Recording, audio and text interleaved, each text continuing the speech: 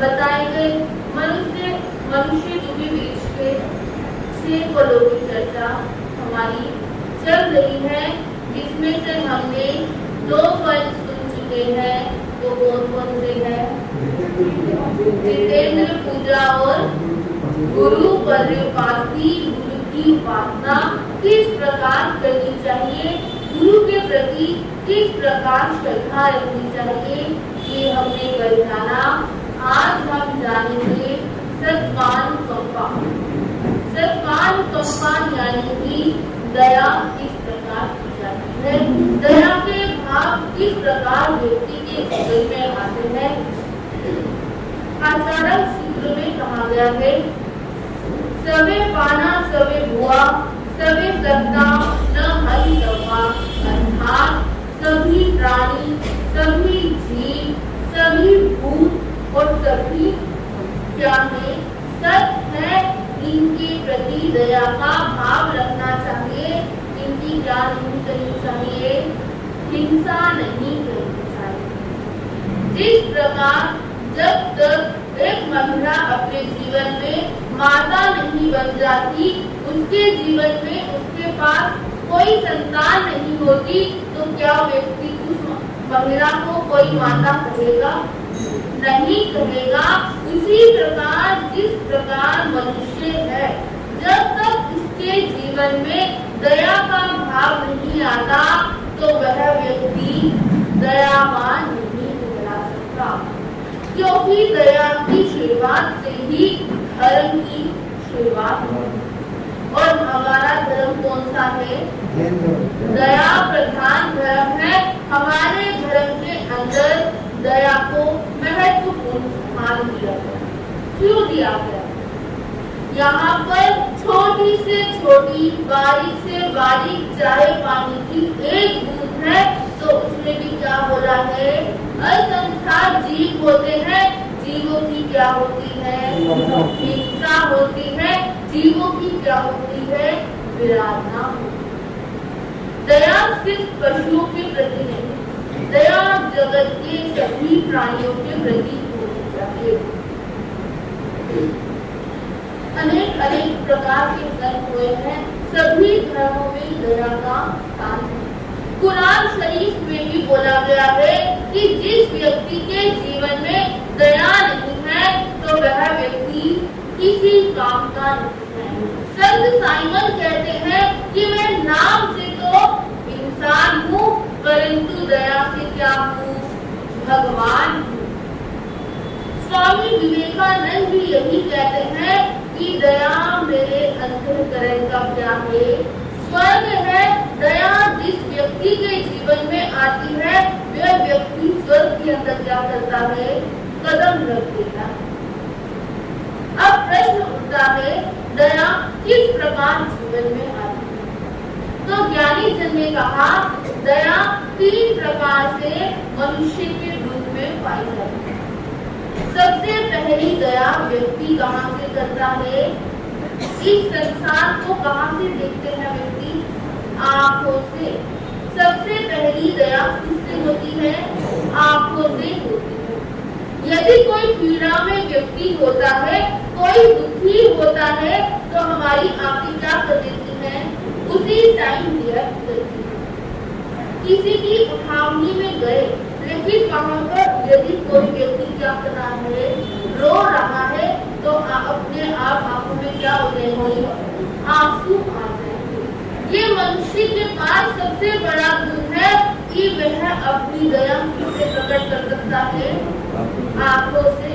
दूसरा वो बोलते हैं कि दया दूसरे होती है वाणी से, क्योंकि देखिए इतने सारे प्राणी हैं वो अपनी वाणी से कुछ बोल नहीं सकते, लेकिन मनुष्य है जो हर चीज अपनी वाणी से बोल सकता है, कह सकता है। तो कहते हैं कि वाणी के द्वारा किसी व्यक्ति को ऐसे वाक्य नहीं बोलो जिससे कि उसके हृदय में क्या हो जाए, चुभ जाए। और तीसरा बोला कि शरीर के द्वारा दया हो। शरीर के द्वारा दया क्यों होती है?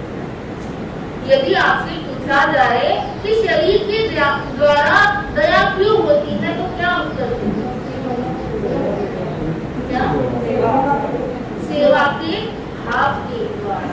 लेकिन प्रभु यहाँ कहते हैं कि आप उनको सेवा तो कर सकते हो, लेकिन सेवा भी तभी कर सकते हो जब आपकी आंखों में उनके प्रति क्या हो, दया के भाव हो, वाणी में दया के भाव हो, तभी मनुष्य के शरीर में दया के भाव जागृत होकर वो आगे कार्य कर सकता है।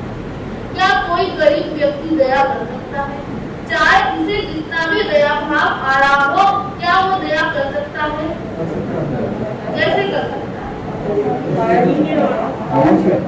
भाव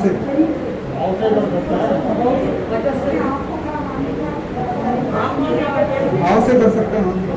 हाँ जी, वो बेशक आंखों से कर सकता है, वाणी के द्वारा कर सकता है, लेकिन वो काया से नहीं कर सकता। काया से क्योंकि वो निर्धन है, उसको क्या चाहिए होगा, धन होगा। जब तक उसके पास धन नहीं है तो वो क्या कर सकता है दया? यदि देखिए भावना भाली, मन में भाव आ गया दया के, आपने भावना भाली, भावना भाली तो निर्धन क्या करेगा, दया कर सकता है, आंखों से कर सकता है, वाणी से उस व्यक्ति की हेल्प कर सकता है जिसके पास खुद के लिए खाने के लिए एक रोटी ना हो तो वो दूसरे को एक रोटी दे सकता है, तो वो नहीं दे सकता। लेकिन यदि व्यक्ति बीमार हो उसकी सेवा शुश्रूषा वहां जाकर कर सकता है, लेकिन धन नहीं तो वो दया उस टाइम उसकी हेल्प भी करने को तैयार नहीं। तो भगवान कहते हैं कि दया दो प्रकार की होती है। एक होती है सकारण दया और एक होती है आकारण दया। जो आकारण दया होती है वह वीतराग दया होती है। वीतराग परमात्मा को हमने देखा है, हमने जाना है, क्योंकि हमने देखा तो नहीं लेकिन उनको जिस रूप से जाना है, जिस प्रकार शास्त्रों में उनका वर्णन है, उसी के आधार से उनको क्या किया है, जानने में आया है। तो वीतराग परमात्मा कैसे दया करते हैं, वो है कि वह स्वाभाविक होते हैं। कोई भी प्राणी उनके पास आ जाए वो क्या रहते हैं, अपने स्वभाव में रहते हैं। जैसे चंड कौशिक उनके पास आया, उनको डंक मारा लेकिन क्या हुआ, तब दूध की जगह क्या निकला, खून की जगह दूध निकला। ये होती है वीतराग दया। और दूसरी होती है सकारण दया।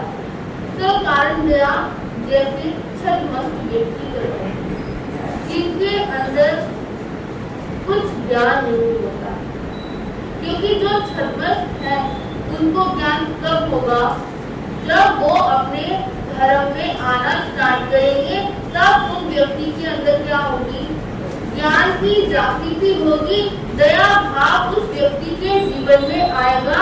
यह 5 प्रकार की होती है। पहले होते हैं कि सकारण दया में कुछ जो छद्मस्त होते हैं वो क्या करते हैं, भय के कारण दया करते हैं कि मेरा क्या होगा, अगला भक्त अच्छा हो तो इसलिए मैं क्या करूं, दया करूं। या गाड़ी में जा रहे हैं, कोई गरीब आया, उन्होंने कहा मुझे खाने के लिए कुछ दे दो।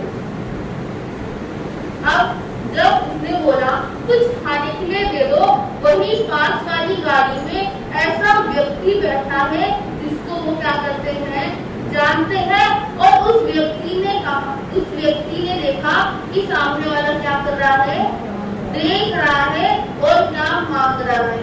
अब बताइए कि वो व्यक्ति जो गाड़ी में जिस व्यक्ति से मांग रहा है वो 100 का नोट देगा या 10 का नोट देगा, जबकि सामने वाली गाड़ी में एक ऐसा व्यक्ति है जो उसकी पहचान का है, तो कौन सा नोट देगा, क्योंकि वो देगा 100 का, क्योंकि सामने वाला क्या है, उसकी जानकार का है।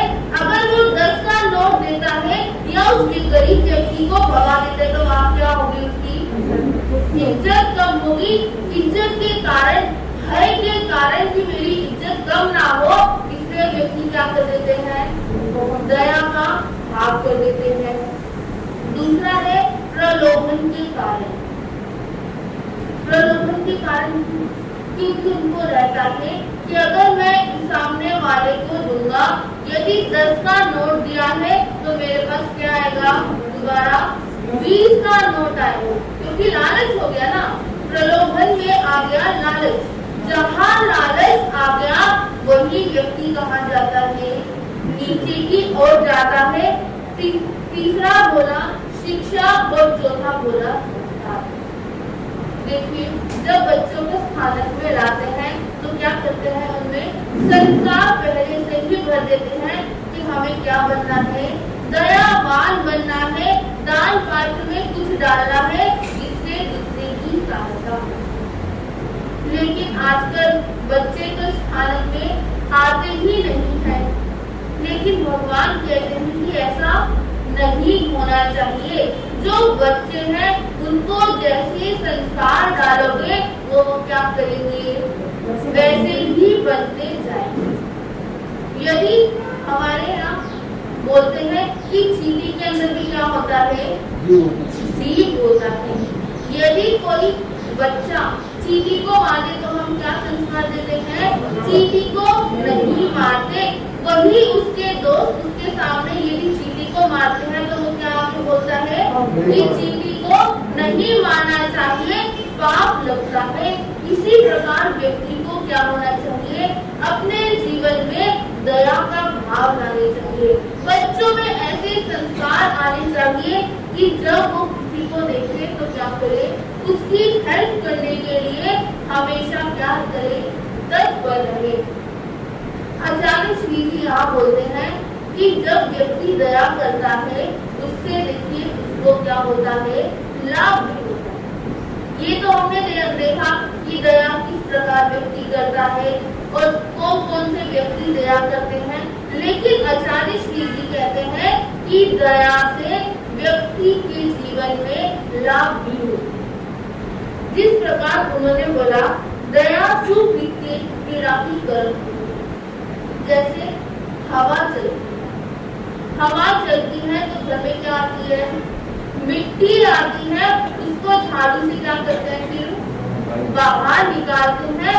ठीक इसी प्रकार व्यक्ति के जब जीवन में दया आती है तो उसके जीवन में क्या आते हैं, पुण्य के उपार्जन होता है।